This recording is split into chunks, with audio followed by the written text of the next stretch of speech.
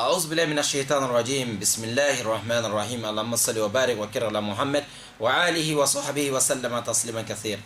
بك ب 19 juillet 2018 nalaka jen dina baro ka amena continue anga walanda radio nuru nga fa inshallah walanda mi ni an abla don temelenna a numéro 4 la noye solution pour le problème de couple ka solution sur anga sokonona problème na ni problème du munun kono o problème no mesika bantugo mina ate munun kono o du na seka tanga ka kisika bo problème ma tugo mina inshallah bi akalla melike ko sobe amana somo go samasro du kono madola problème do sobuye chewdi asobu be na tugo mununa amana donya fo labi menala ka jambe continue nasra ko parti bambi inshallah alhamdulillah namase ko ba ame continue problème munun be sika bo cheka côté là o kɔfɛ problème no fɛnɛ bɔ muso ka côté la olu fɛnɛ be o bɛ kɔfɛ problème do be o be cɛ ani muso bɛɛ lajɛlen olu de yani o sababu ye a bɛɛ lajɛlen bɛ dilan cogo di ala k'an bɛɛ sababu wa faamuya bɛna sɔrɔ a bɛɛ la ala ka barika don an ka furuso la merci barakallahu fikum inshallah sur le plateau أعوذ بالله من الشيطان الرجيم بسم الله الرحمن الرحيم والصلاة والسلام على محمد وعلى آله وصحبه وسلم تسليما كثيرا أما بعد أما الإسلام ونواتينا كب 19 septembre 2018 كب ألم صدويما أما الله تندو ألمين واتين جرانين أولا حديث أراج نروك نغفل لبريفيل غابون ka ala wali nyimando ka kisi yani nema chamani ala bayin fe ko kan kira bayin ka muhammad anaka so dungo belajele ala kanene aw fara mo ko fene munum tula ka sraimen ko fota si joduma mari islamo ala ala tigali sa ko anga bi jeudi ke nyogon fe ni ala ka je inshallah dakure dama inshallah yani milki bi sabache amena anga walanda numéro duruna enregistré mibe boli alors anga foye corona o problème avec glan togo dumen wala ma yere kumbe togo dumena ame an yere tanga togo dumen problème kana tchun anga foye corona na numéro 5 alors les solutions pour le problème des couples amena awalanda ni duruna sigida duruna aresre bibi izni ta'ala don temenena no jeudi temele anya jirambade ona ka fo madola ko ni geleya nana du dew ni ɲɔgɔn cɛ baara yɔrɔ la sigida la silamɛ modèle fɛn o fɛn ni geleya nana ni ɲɔgɔn cɛ aw ma ɲɔgɔn faamu yɔrɔ dɔ la k'aw ka segin ka taa Alahu subhanahu wa ta'ala ma an ka segin ka taa alakira ma sallallahu ta'ala alaihi wa sallam yasa en tant que an ye limaniyabagaw an bɛ solution sɔrɔ an ka problème bɛɛ lajɛlen na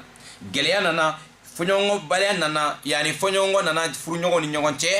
an bɛɛ ka segin an bɛɛ ka anw yɛrɛ majigi ka ɲɛsin Alahu subhanahu wa ta'ala ka corona bayima ka taa laji anw mɛ ka ɲɔgɔn sama fɛn min nɔfɛ corona ye mun fɔ a la an y'o fɔ don tɛmɛnen na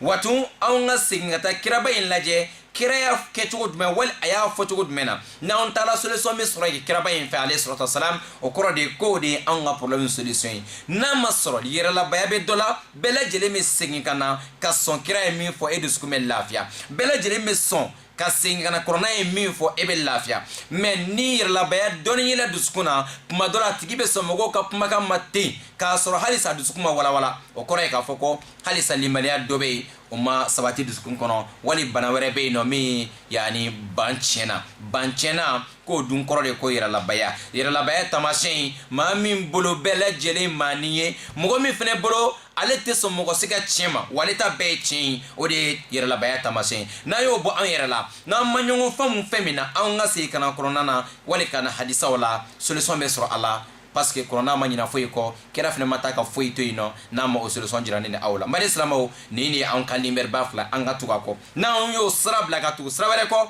foyi tɛ a la ni nimisa kɔ tɛ an mana an ka furuso kɔnɔ problème fɛn o fɛn dilan ni diɲɛ solution fɛn o fɛn ye corona ma yala halisa ma ye a la e k'a dɔn waati ni ko don mais kɔfɛ problème bɛ tila ka segin wa n'a seginna o la a dɔw dilan man di tun dɛ mari an tilara ka o don tɛmɛnen walanda laban ni mun ye ko problème dɔw bɛ na du kɔnɔ a sababu bɛ bɔ furukɛ de la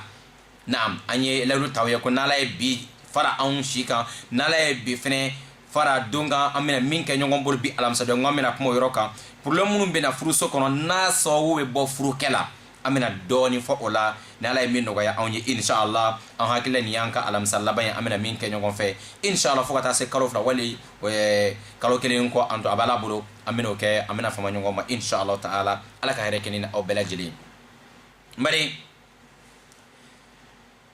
afola e jume problème mun me bo furu ke ka côté la ka nyesi ambalo muso ni ambawma تلفظه بالطلاق بمناسبة وغير مناسب تشدو دي بي فرصة كو كلاوا فرصة كو مكوا على داتونا يلا بمبي فرصة نما دي مسوشي كلوي اما دي مسوشي سومغوي مغو مو دين ديما كو ايكا فرصة كو كما كي ادالا جسي وال ايكو كي كلونغا فين انا فو جيميتا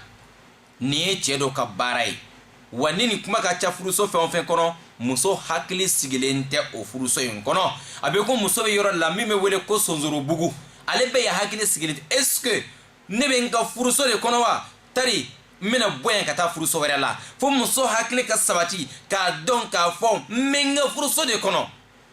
ni sayate fo man ka mboya muso man ka miri ko don do la ko ne ka nga boni furuso ne ka ta furuso wera la ni o no o la nyinu ya wali o sentiment ko masra kana furumuso la bente no furuso ngono to ne parce que al na ko be fon fen ke chei avec la ka miri ko ko ne reta to la dido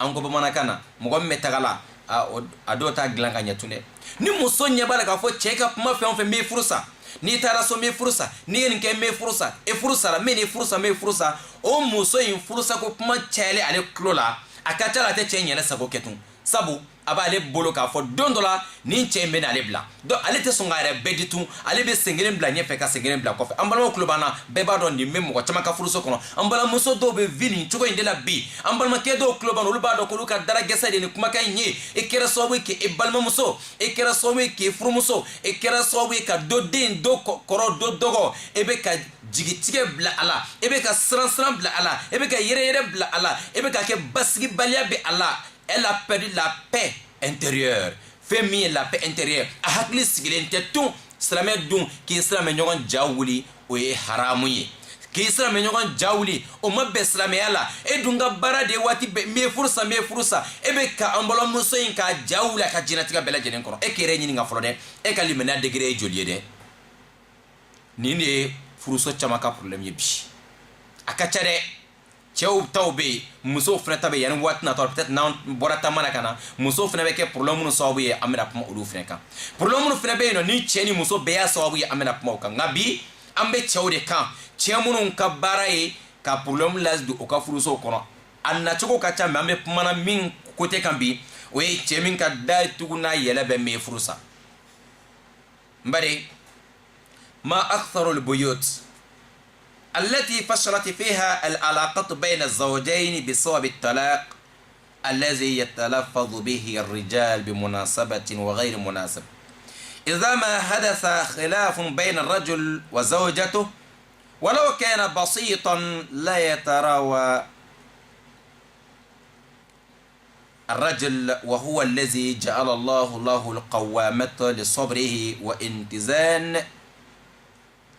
واتزان عقله في اندفاع الأهوج أو الانحراف للعاطفة بلا فكر أو نظر فضلا عن مسؤوليته على الإنفاق على زوجته ورعايتها بما أعطاه الله من قوة جسدية وعضلية تعينه على أدائها على الوجه الأكمل. فرصة جل بي نيو échec total be okono bi furuso chama de be bi ni échec de be no olu sari olu échoué là au cas objectif o ma sorotu olu ka furuso kono be nyogon kan nga furu kunye miye o nafan chama tara ka bo furu kono ka ban kanun dogoyala hene dogoyala nyogon famun dogoyala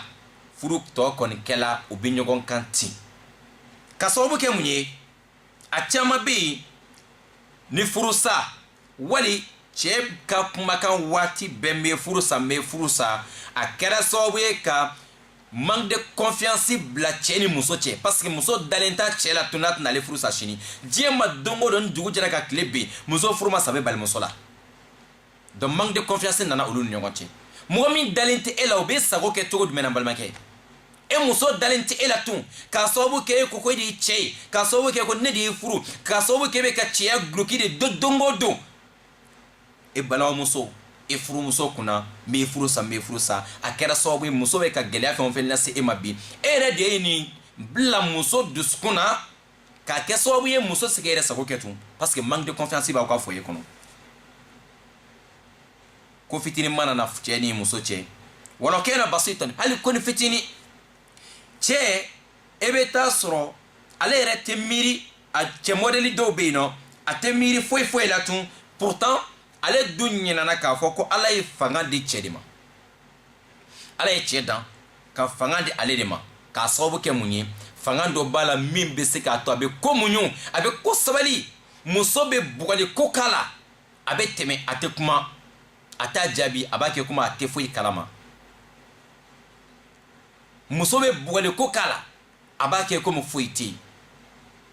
an ka cɛkɔrɔbaw tun b'a fɔ ko ni muso ye fagako kɛra don min k'o don de y'a bugɔ don ye wali o don de ye a corrigé don ye o kɔrɔ ye cɛkɔrɔbaw b'o hakilina in jumɛn o b'o fɔ ka da mun kan ko e cɛbakɔrɔ e cɛ de kana muso ka komɛsɛn bɛɛ jate e ma ɲi ka e yɛrɛ faibliya ka e yɛrɛ fanga dɔgɔya fo ka taa se muso ka sentanya kelen kelen bɛɛ fo e k'o bɛɛ kɔrɔ ɲini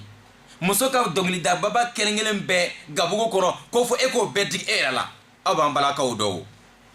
a dɔw bɛ yen o ka fanga bɛɛ y'o da de ye a dɔw bɛ o ka fanga bɛɛ y'o da de ye tuma dɔ la e bɛ kɛlɛ kun dɔ e tɛ kɛlɛ kun dɔ olu ka busan y'o da de ye a b'a dɔn ale tɛ se la k'i bugɔ a tɛ se ka foyi foyi yɛrɛ kɛ la ale tɛ se k'i furu sa nka ale b'a ka dimi bɔ tuma dɔ la n'a da de ye n'i ma kɛ cɛ yɛrɛ ye cɛ tɛ ko n ye guloki don wali n ye pantalon don non cɛya ye n bɛ se ka ko muɲu cɛya ye n bɛ se ka ko kɛ n bɛ se ka jɔ n ka cɛya jɔyɔrɔ la muso k'a dɔn k'a fɔ n bɛ ka nin fɔ n bɛ ka karisa de kɔrɔma tigɛ a tulo b'a la a b'a kalama mɛ a bɛ ka jɛgɛ n to yen o de ye cɛya ye nka e ko muso ka ko mɛsɛnni kelen kelen bɛɛ fo i k'a bɛɛ sɛgɛsɛgɛ fo i k'a bɛɛ kɛ kumalasigi ye e ma diya e ni muso tɛ mɛn furu la dɛ e ɲinana ala ye muso dan cogo min na fo e de k'a dɔn ko ala ye e de dan k'i kɛ cɛ ye ɔhɔ o cɛya in tɛ parce que pantalon b'e la don o don o cɛya in ye parce que e bɛ se ka ko de muɲu le sobrik parce que e bɛ se ka ko muɲu e bɛ se ka fɛn min muɲu mun kosɔn a bɛ ɲini ko muso kana taa su don yɔrɔ la kaburu dɔ la mais a bɛ fɔ ko cɛw ka taa ka da mun kan cɛ ye cɛ de ye ale bɛ se ka muɲu k'a fa minɛ k'a da dingɛ kɔnɔ a bɛ se k'a muɲu k'a furumuso minɛ k'a da dingɛ kɔnɔ a bɛ se k'a muɲu ka jigin k'a woloden da dingɛ kɔnɔ a bɛ se k'a muɲu mais est ce que muso bɛ se k'o kɛ wa non o kosɔn ko muso kana taga muso ka sabali ka dɔgɔ cɛ ye cɛ ye muso ye muso de ye ala y'an da o cogo in de la nka e cɛ ni e ɲinana o cɛya yɔrɔ in kɔ ka e yɛrɛ kɛ ni kunko ko nana e bɛ yɛrɛ kɛ ko muso kuma mɛsɛn waati bɛɛ lajɛlen a bɛ kɛ sababu ye furusa ko kuma a yɛrɛ tɛna ba e da la tun wali i bɛ i ka furusa ko fitinin dɔ nɔfɛ o de filɛ ko cɛ ye cɛ de ye mɔgɔ min bɛ yen nɔ ale bɛ miiri ka taasi ka miiri ka mɛn yan'a k'a ka décision ta o de ye cɛ ye cɛ ma kan ka kɛ ka ko kɛ ka sɔrɔ ka miiri cɛ ale bɛ miiri de ka kow taacogo lajɛ bi nin kɛra n na a ye n dimi a ka miiri kunun na fɔlɔ ka tila ka miiri bi la ka tila ka miiri sini na k'o bɛɛ jate minɛ ka ban yanni ka décision ta mais cɛbakɔrɔ fɛn o fɛn ale bɛ ko kuntanw de kɛ ka sɔrɔ ka se ka miiri e ka dɔn k'a fɔ ko cɛ min y'ale tɔgɔ kɛ ko cɛ o yɔrɔ in taara k'ale dan cɛya yɔrɔ taara k'i dan ka ban k'a sababu kɛ sabali t'i la k'a sababu kɛ muɲu t'i la k'a sababu kɛ e tɛ miiri fɔlɔ ka sɔrɔ k'i ka décision ta n'o kɛra sababu ye i bɛ furu caman sa furu sa ka tila ka n'a fɔ tun ko e nimisala furu sa la parce que i ma miiri kosɛbɛ kunun tɛmɛna e ye muso in sɔrɔ cogo a dir'e ma cogo jumɛn na ɔhɔ aw tun bɛ cogo di kunun bi an bɛ bi la peut-être ko dɔ kɛra a ye tɔɔrɔ mais sini mun bɛna kɛ ni furu in sara mun bɛ yen sini kuma dɔ la e bɛ k'a tigi jalaki fɛn min na peut-être aw ma ɲɔgɔn faamu ne ye furu sa kɔfɛ i ka tila ka n'a dɔw kɔrɔ dɔn e bɛ tila ka nimisa donc cɛ ye mun de ye ko mɔgɔ min bɛ miiri ka taasi kosɛbɛ yan'a ka disɔn ta an ka cɛkɔrɔbaw ko ka si ka miiri ko ka fisa ka si ka nimisa ka si ka taasi o ka fisa e ka si ka nimisa o de ye cɛya ye ɔhɔ muso dɔw bɛ muso dɔw cɛlama de don o kɔrɔ tɛ ko bɛ cɛya comportement o kɔrɔ tɛ ko bɛ cɛya finiw don côté min kɛra haramu côté min dangala o tɛ dɛ cɛw bɛ yani nisa rajala muso dɔw bɛ olu ye muso cɛlamaw de ye e n'a fɔ an ba Aisha radiyallahu ta'ala anha o bɛ dɔnnibugu b'o fɔ ma cogo min na a musobabaw bɛ yen olu ye muso cɛlamaw de ye ka jɔ cɛya jɔyɔrɔ la a misaliya dɔ ye jumɛn ye kira ka sahaba muso si tɛ yen ni min ye sahaba cɛw kalan k'a cɛ ka tɛmɛ an ba Aisha kan ale ye sahaba cɛw kalan hadisa 2000 ani hadisa 200 ni hadisa 12 a muso foyi tɛ yen ni min delila k'a ɲɔgɔn kɛ o ye k'a sɔrɔ sahaba dɔw bɛ yen olu ka hadisa ma tɛmɛ 100 kan dɔw ta ma tɛmɛ 40 kan o kɔrɔ tɛ k'olu tɛ sahabaw ye dɛ mais Aisha ale tun ye muso cɛman de ye oui o mɔgɔw bɛ hali dugukolo in kan bi o ka miiri cogo o ka ko kɛ cogo o ka hakili cogo nka cɛbakɔrɔ dɔw bɛ yen e bɛ taa lajɛ ale n'a muso la jɔn yɛrɛ de muso ye so kɔnɔ i t'a dɔn a ka ko kɛ cogo nɔfɛ a ka miiri cogo nɔfɛ n baden ala ka hakili ɲuman di ne na aw ma ala ye cɛ de kɛ k'a kɛ jɔsen bere ye k'a kɛ poto belebele ye muso kan ka sɛmɛ min na denbaya kan ka sɛmɛ min na n'i bɛ kaso jɔ i bɛ poto min jɔ a cɛ ma i b'a kolo giriya kosɛbɛ kosɛbɛ sabu doni caman de bɛna jɔ a sanfɛ cɛ ye o de ye a bɛ muɲuni kɛ ale de bɛ doni bɛɛ ta ka jɔ n'a ye oui ala y'i dan k'i kɛ ten sabu e bɛ se ka ko muɲu nka ni e yɛrɛ kɛla e y'i ka so jɔ poto min bɛ a camancɛ la o poto in fanga ka dɔgɔ n'i ye doni da kan dɔrɔn a bɛ kari ka bin ni cɛbakɔrɔ fɛgɛyara ka ban ni doni dara kan dɔrɔn a bɛ kari furusa bɛ yala a bɛ dɛsɛ a ka denbaya kɔrɔ a bɛ dɛsɛ k'a ka denbaya lamɔ a bɛ wuli ka seli i b'a sɔrɔ ale ma jɔ cɛya jɔyɔrɔ la ale kɛra poto de ye so camancɛ la fanga tɛ min na ko cɛ man ka kɛ ten dɛ nin kɛla cɛ caman kɛlen k'a ka jɔyɔrɔ bila ka yɛrɛ kɛ poto ye min ni fanga tɛ a la o kɛra sababu ye du caman kɔnɔ bi problème cayala bari o cɛya in ne fɛnɛ kɔnɔ cɛ bɛ wuli kologɛlɛya kɔnɔ a bɛ baara kɛ yaasa a bɛ se k'a ka muso k'a fɛrɛ bɔ an ka n'a banana k'a ladumuni ka siyɔrɔ sara a ye ka siyɔrɔ sɔrɔ a ye o ye cɛya de ye o ka tila ka janto muso la k'a tanga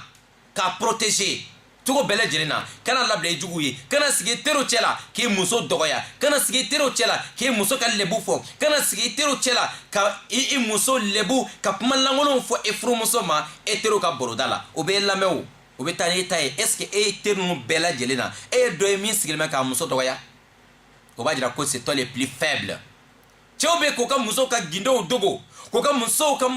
manquements dogo k'o tando o kan kɛnɛma e sigi o sigi ka baroda la e ka muso de tɔ b'i da k'i ka muso de buruja e cɛɲɔgɔnw cɛ ma e dun ɲɛ b'a la aw mɔgɔ ta sigilen mɔgɔ si tɛ k'a ka muso kɔrɔfɔ c'est toi les plus alors faibles olu de ye cɛw ye mun ni cɛya taara k'o dan o cɛ modèle mankan tɛ ban problème tɛ ban ale ka du kɔnɔ ale ye poto de ye du kɔnɔ fanga tɛ poto min na doni min na sigi a kan dɔrɔn a bɛ kari ka bin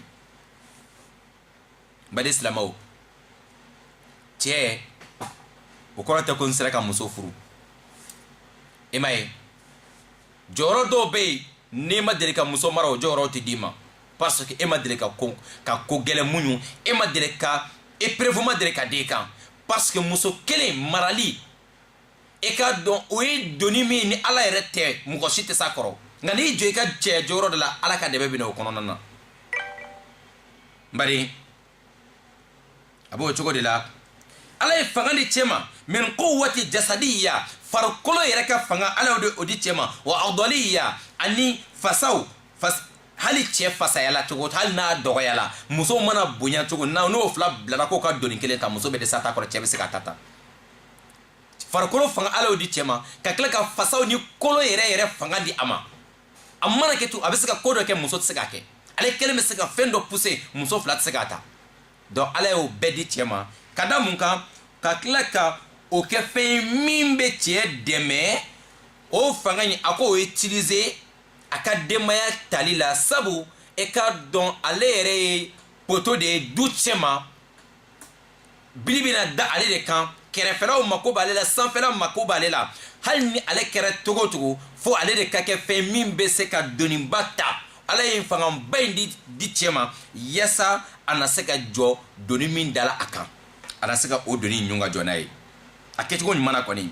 mais ko ala ye fanga d'e ma e ka fanga tɛ utiliser foyi la fo k'e muso karate dɛ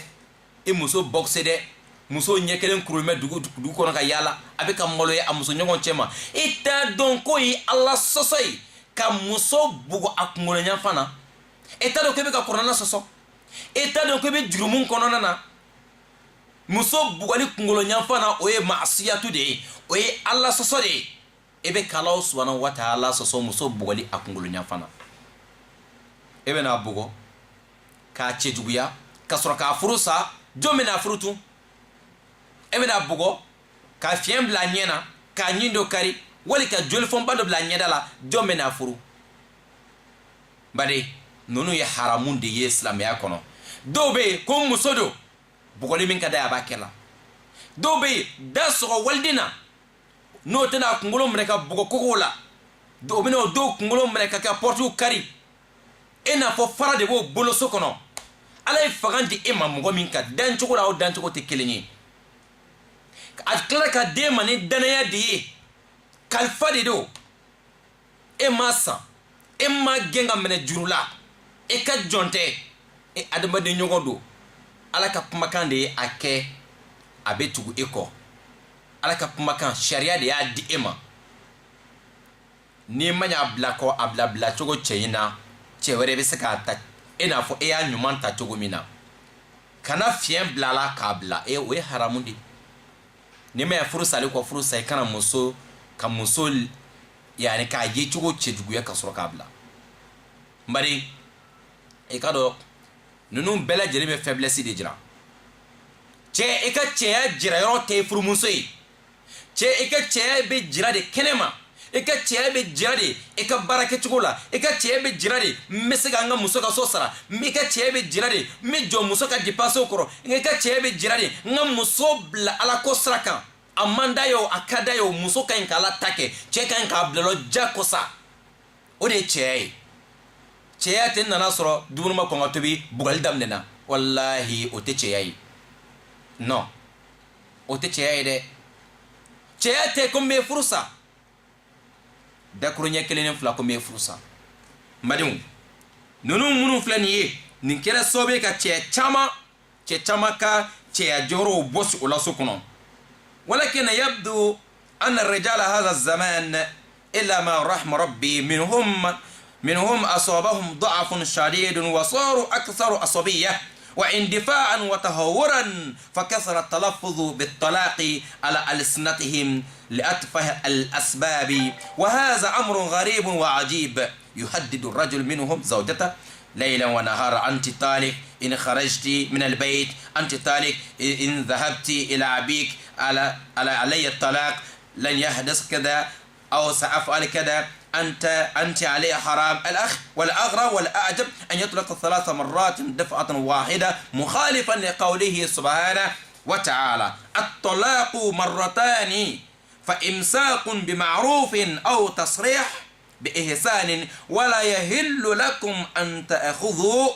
مما آتيتموهن شيئا إلا أن يخافا ألا يقيما حدود الله فإن خفتم ألا يقيما حدود الله فلا جناح عليهما فيما افتدت به تلك حدود الله فلا تعتدوها ومن يعتد حدود الله فأولئك هم الظالمون سورة البقرة الآية 229 mbale islamo nin bɛɛ lajɛlen na an ka diɲɛ laban in na tun an bɛ tila ka kabako dɔ ye k'a ye k'a fɔ ko an filɛ ka taamasiyɛn minnu fɔ cɛya ka ɲi ka kɛ fɛn minnu ye ka tila ka an ka diɲɛ laban in na ni de mɔgɔ bɛ ka dɔgɔya kabako dan de don i bɛ taa sɔrɔ yani fo ni ala yɛrɛ hinɛna mɔgɔ min na cɛ caman de fanga banna pewu k'o fanga ban o ka ɲi ka fanga utiliser yɔrɔ min na o ka fanga banna olu ka fanga bɛ utiliser yɔrɔ de la sisan k'o yɛrɛ kɛ cɛw ka so kɔnɔna na kuma bɛɛ lajɛlen muso bɛ bagabaga ni furusa ye furusa bɛ boli nɛn kan e n'a fɔ ko koba yɛrɛ tɛ o ko son bi furu sirila kalo kelen kalo fila furu sala dongo don furusa dongo do furu siri o kuma na furusa kɛla mun ye mɔgɔ ye a jateminɛ ko kulonkɛ fɛn de kɛra furu ye sawa kira bɛɛ lajɛlen ka sunna fana kɛra isa alayhi salatu wasalam nabi ɲumanw ka taasira kɛra o de fɔ alayhi salatu wasalam ko ni maa min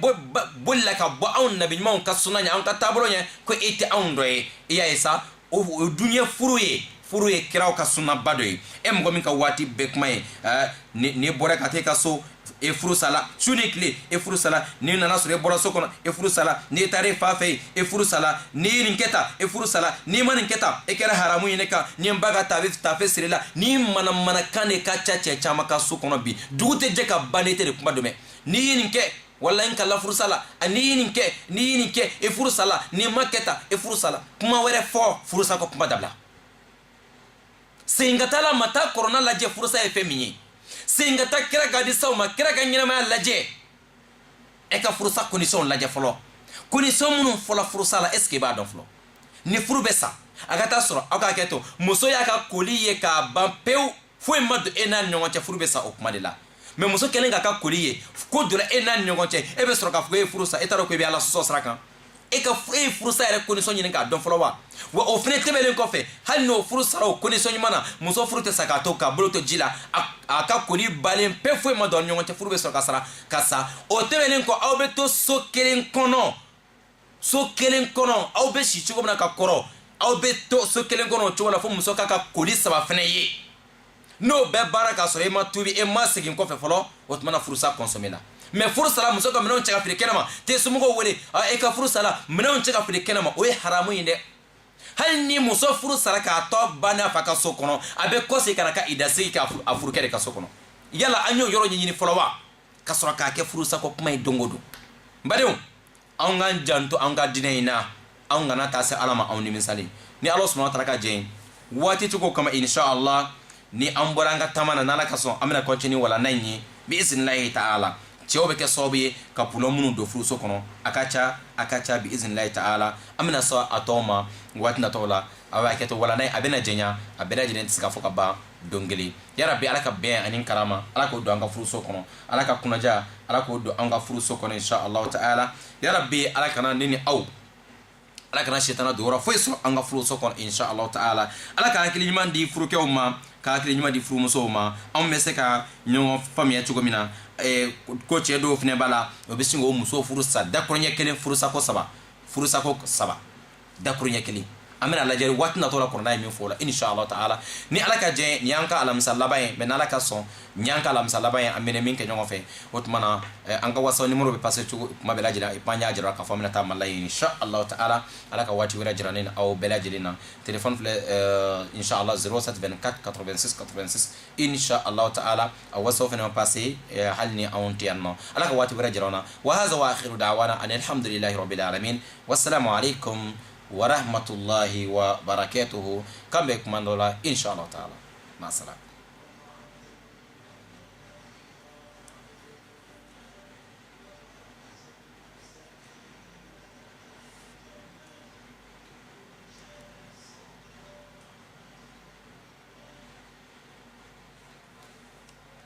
الحمد لله رب العالمين والصلاة والسلام على محمد وآله وصحبه وسلم تسليما كثيرا نعم أما الإسلام comme an ye a fɔ ɲɛna cogo min na inshallah ala ye min k'an gɛrɛsɛgɛ bi o de kun filɛ nin ye an y'a dɔn sisan kuma dɔ la cɛ minnu ka baara ye furusako kuma ye waati bɛɛ lajɛlen an ka dɔn k'a fɔ ko ɲuman tɛ ni furu fɛnɛ bɛ sa condition de fɛnɛ b'a la n'i ma yan furusa kɔ fɛnɛ furusa kɛ furusa cogo cɛ ɲina kana muso danbe bɔ a la fɔlɔ kana muso jasi kana muso a kɛ yeko fila ye ka sɔrɔ ka furusa i ka dɔn minnu bɛ muso bɔgɔ fɛnɛ na cɛya dɔ tɛ dɛ cɛya dɔ tɛ k'i ka fanga jira i muso don o don fɔ mɔgɔw de k'a fɔ i ma karisa i muso tɛ i kana bugɔ i ka dɔn k'a fɔ o tɛ cɛya ye cɛya jɔyɔrɔ wɛrɛw b'a la a ka ɲi ka utiliser yɔrɔ mun na ala ye fanga di cɛw ma nka utiliser yɔrɔw de b'a la o jira yɔrɔ tɛ e muso ye a tɛ sela ka kɔrɔ n baden hakili ka baaraw tɔ dilan an ka tugu kuranna kɔ an ka tugu hadisaw kɔ an ka segin ka na an ka diinɛ ba in ma an kana tugu sitana kɔ cɛya dɔ de ye ka miiri ka ko muɲu ka muso ka gɛlɛya caman muɲu naam an bɛ cɛw ka côté la n'ala sɔnna an bɛna don a kelen kelen bɛɛ kɔnɔ faamuya ko ɲuman bɛ ala bolo ala k'o di ne o bɛɛ lajɛlen ma wassalamu alaikum warahmatullahi wabarakatuh n'ala ka jɛ wala n'alu bɛna continue waati nataw la inshallah taala wa shukran